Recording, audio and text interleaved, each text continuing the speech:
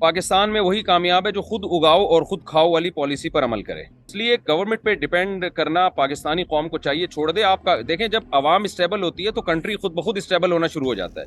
سری لنکا میں جیسے ہوا نا، آپ کو پتا ہے کہ بینک کرپٹ ہو گیا، تو کل اگر ہمارا کنٹری اللہ نہ کرے بینک کرپٹ ہو جاتا ہے تو ہم کیا، یعنی ہم حکمرانوں کا کیا بگاڑ لیں گے؟ آپ بتائیں نا، یعنی ہم کسی کا کیا بگاڑ سکتے ہیں؟ خواتین کا احترام دنیا کی ہر قوم میں ہوتا ہے، اسلام میں بھی ہے، اور اس پہ آواز بھی اٹھانی چاہیے کہ جو بھی وزیر اعظم کے طور پر ملک میں پازیٹیو کام کرے گا ہم نے اس کو اپریشیٹ کرنا ہے. تو عمران خان نے بھی کچھ اچھے کام کیے اور بہت اچھے کیے، تو ہم نے اس وقت بھی اپریشیٹ کیا. السلام علیکم ناظرین، آپ سیاست ڈور پی کے دیکھ رہے ہیں. سورا برکت آپ سے مخاطب ہے. مفتی طارق مسعود صاحب نے ہمیں ٹائم دیا ہے. مفتی صاحب سر السلام علیکم. وعلیکم السلام ورحمۃ اللہ. مفتی صاحب، اس وقت پاکستان کہاں پر کھڑا ہے؟ آپ عالم ہیں، آپ پاکستان پورا گھومتے ہیں، آپ سارے معاملات سے واقف ہیں. پاکستان اس وقت سٹینڈ کہاں پر کر؟ دیکھیں یہ تو ڈکی چھپی بات نہیں ہے. اکنامکلی پاکستان کے جو حالات ہیں آپ کو معلوم ہی ہے. میری باہر بھی ٹریولنگ ہوتی ہے، ایئرپورٹ پہ ایسا لگتا ہے کہ جیسے سارا پاکستان بھاگنے کی کوشش میں ہے، بس جو بھاگ نہیں پا رہے وہ یہاں ٹھہرے ہوئے ہیں. تو میرا خیال ہے ایسے حالات شاید کبھی بھی نہیں آئے پاکستان کی تاریخ میں. تو یہ بہت بڑا لمحہ فکریہ ہے. اس میں اللہ سے دعا بھی کرنی چاہیے، اپنے حالات کو بھی درست کرنے کی کوشش کرنی چاہیے ہمیں.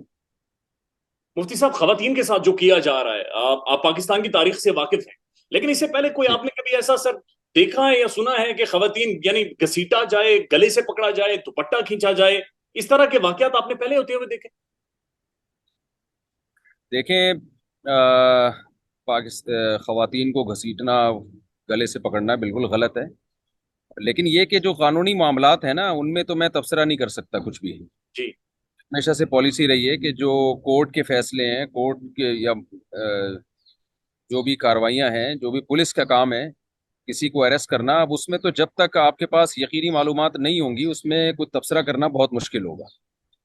تو میری عادت یہ رہی ہے جب تک کسی معاملے کی تہ میں گھس کے مجھے حقائق نہ پتہ چل جائیں تو میں اس میں کوشش کرتا ہوں کہ میں خاموشی اختیار کروں. جی اوور آل یہ ایک بری حرکت ہے. خواتین کا احترام دنیا کی ہر قوم میں ہوتا ہے، اسلام میں بھی ہے، اور اس پہ آواز بھی اٹھانی چاہیے. عمومی طور پر بہرحال یہ غلط حرکت ہے، رسپیکٹ دینی چاہیے، لیکن قانونی لحاظ سے پولیس کوئی کچھ کام کر رہی ہے تو اس کی تہ میں جائے بغیر یقینی طور پر کوئی تبصرہ نہیں کیا جا سکتا. اچھا مفتی صاحب، آپ کو لینے کا ایک بڑا مقصد یہ بھی تھا کہ عمران خان صاحب کے ساتھ آپ کی ملاقات بھی ہوئی ہے، آپ کی ویڈیو میں نے دیکھی جی. ہے. سر اکثر لوگ یہ بات چیت کرتے ہیں کہ عمران خان ریاست مدینہ بنا ہی نہیں سکا، یا ریاست مدینہ کی طرف سٹیپ اٹھانے کی کوشش بھی عمران خان نے نہیں کی. آپ کی خان صاحب سے جو ملاقات ہوئی اور آپ کا ذاتی تجربہ جو عمران خان کے ساتھ رہا، اس سے آپ کیسے ڈیفائن کریں گے ان سارے معاملات؟ دیکھیں پہلی بات تو یہ کہ میں اس بارے میں جب کوئی تبصرہ کروں گا تو اس کو پی ٹی آئی کی سپورٹ یا کسی مخالف پارٹی کی مخالفت نہ سمجھا جائے. جی ہماری پالیسی یہ رہی ہے ہمیشہ سے کہ جو بھی وزیر اعظم کے طور پر ملک میں پازیٹیو کام کرے گا ہم نے اس کو اپریشیٹ کرنا ہے.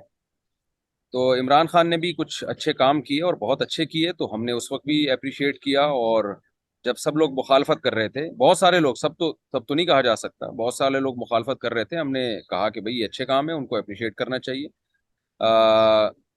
اس حوالے سے جو میرے بیانات ہیں وہ آپ سن سکتے ہیں کہ کیا کیا عمران خان نے اچھے کام کیے. یونائٹڈ نیشن میں آواز اٹھائی، پھر القادر یونیورسٹی، اور پھر قادیانیوں کے خلاف قانون سازی، یہ سارے اچھے کام تھے. تو جو بھی کرے گا ہم اس کو اپریشیٹ کریں گے، اور عمران خان نے اس وقت یہ اچھے کام کیے تھے تو ہم نے اپریشیٹ کیا تھا اس وقت. لیکن سر ہم اس دور میں دیکھ رہے ہیں مفتی صاحب کے علماء کرام بھی ٹارگٹ ہو رہے ہیں. ہم نے دیکھا کہ طارق جمیل صاحب کے اوپر جس طرح سے کیسز کھلوائے گئے اور ان کی تصحیح کروائی جا رہی ہے. پھر ہم نے انجینئر محمد علی مرزا صاحب کے حوالے سے دیکھا کہ ان کے اوپر توہین مذہب کے ایف آئی آرز کٹوائی گئی ہیں. تو یہ ایک بڑی عجیب و غریب ایک پریسیڈنٹ پاکستان کے اندر سیٹ کیے جا رہے ہیں. دیکھیں توہین کے جو کیسز ہیں نا، مولانا طارق مل صاحب کا تو معاملہ ایسا ہے کہ میرا خیال ہے سیاسی وجہ سے ان کی مخالفت ہو رہی ہے. انہوں نے عمران خان کو بہت زیادہ حمایت کی تھی.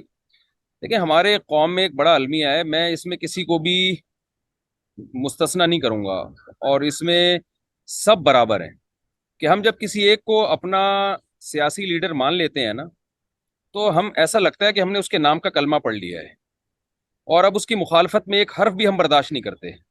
اور سامنے والے کی جب ہم مخالفت کرتے ہیں تو اس کی حمایت میں بھی ایک لفظ برداشت نہیں ہوتا.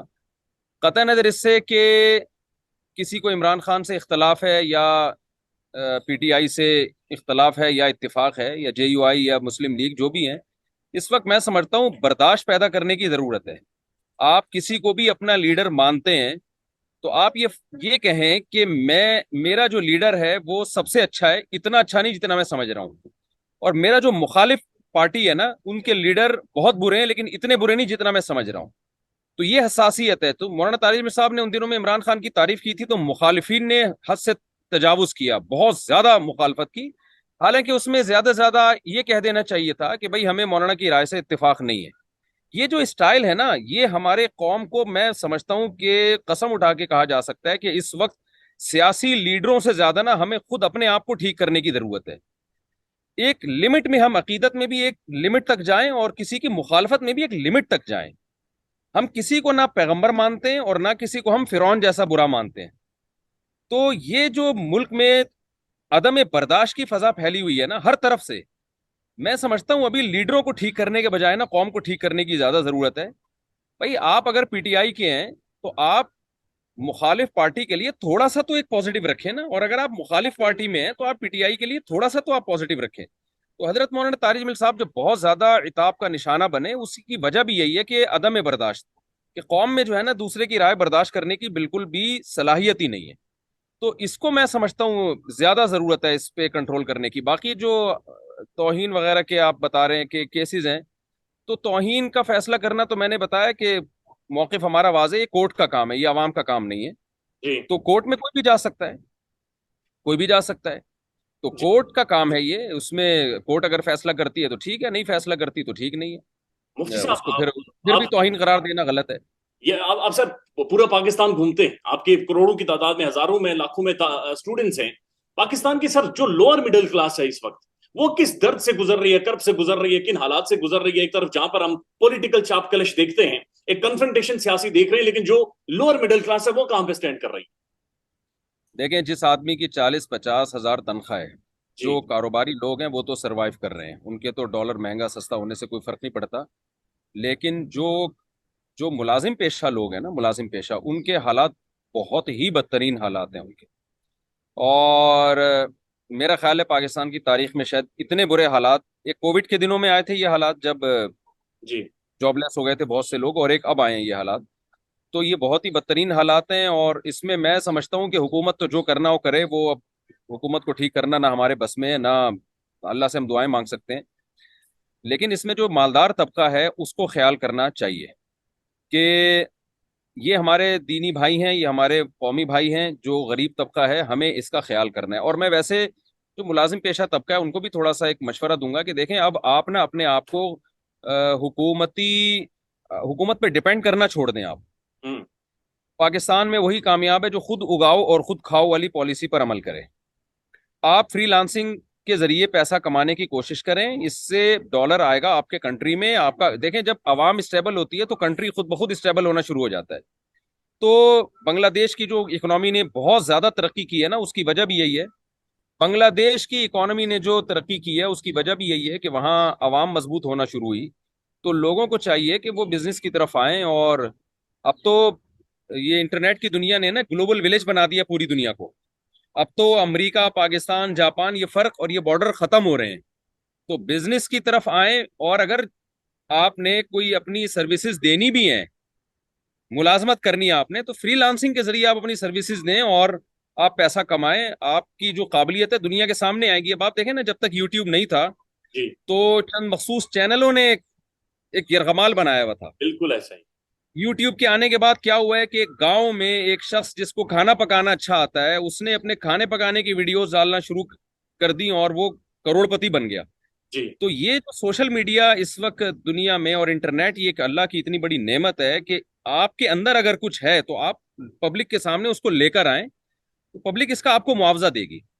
मैं समझता हूँ कि पहली दर्जे में जो लोग, जो मुलाजिम पेशा लोग हैं जिनका गुजारा नहीं हो रहा, जॉब ना छोड़ें वो, लेकिन साथ में वो कोई फ्रीलांसिंग के जरिए या इंटरनेट के जो भी जायज तरीके हैं वो इस्तेमाल करके कोशिश करें कि अपने आप को स्टेबल करने की। वरना मुल्की हालात तो देखें, श्रीलंका में जैसे हुआ ना, आपको पता है कि बैंक करप्ट हो गया। तो कल जी अगर हमारा कंट्री, अल्लाह ना करे, बैंक करप्ट हो जाता है तो हम क्या, यानी हम हुक्मरानों का क्या बिगाड़ लेंगे, आप बताएं ना, यानी हम किसी का क्या बिगाड़ सकते हैं? अच्छा, तो आपके साथ सर आखिरी सवाल है सर। मैं रिसेंटली श्रीलंका विजिट करके आया हूं सर, वहां पर ये डर खौफ नहीं है। आप अक्सर इंसानी हुकूक के हवाले से खुलकर बातचीत करते हैं और मैंने कई दफा देखा आपकी आंखों में आंसू भी आ जाते हैं जब आप मुखातिब हो रहे होते हैं लोगों से। सर इस वक्त बदतरीन इंसानी हुकूक की पामालियां पाकिस्तान में की जा रही है। मैं आज देख रहा था 75 साल के बुजुर्ग, 85 साल के बुजुर्ग, उन्हें उठाया जा रहा है, पॉलिटिकल विक्टिमाइजेशन, लेकिन इंसानी हुकूक सर यहां पर स्टैंड नहीं कर रही।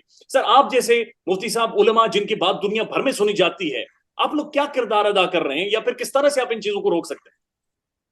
देखें, बुजुर्ग का एहतराम, मल्लम युबज्जिल कबीरना वरम यरहम सगीरना लैसा मिन्ना, रसूलुल्लाह सल्लल्लाहु अलैहि वसल्लम ने फरमाया, जो हमारे बूढ़ों का एहतराम न करे, हमारे बच्चों पे रहम न करे, वो हम में से नहीं है। जी और हज्जतुल मदा वदा के मौके पर नबी ने फरमाया, इस्तऊसू बिन निसाई खैरा, और ख़वातीन के बारे में, अच्छे सलूक के बारे में मेरी वसीयत कबूल करो। वसीयत का लफ्ज़ जब इंसान दुनिया से जा रहा होता है तो वसीयत का लफ्ज़ इस्तेमाल करता है। जी तो पूरी दुनिया में हमारा एक बुरा सा इमेज जाएगा कि इनके यहाँ किस तरह अपने बुजुर्ग शहरियों के साथ क्या हो रहा है और ख़वातीन के साथ क्या हो रहा है। तो जाहिर है हमारा पहले ही कौन सा इतना अच्छा इमेज है दुनिया में तो इसलिए ज़्यादा अफसोस भी नहीं होता हाँ कि पहले कौन सा बहुत अच्छा इमेज हमारा दुनिया में गया हुआ है। लेकिन देखें, मायूस नहीं होना चाहिए। मैं समझता हूँ कि लीडरों से ज़्यादा आवाम को ठीक करने की ज़रूरत है, अपने आप को ठीक करने की ज़रूरत है। लीडर आते जाते रहते हैं, कोई भी क़यामत तक के लिए नहीं आता।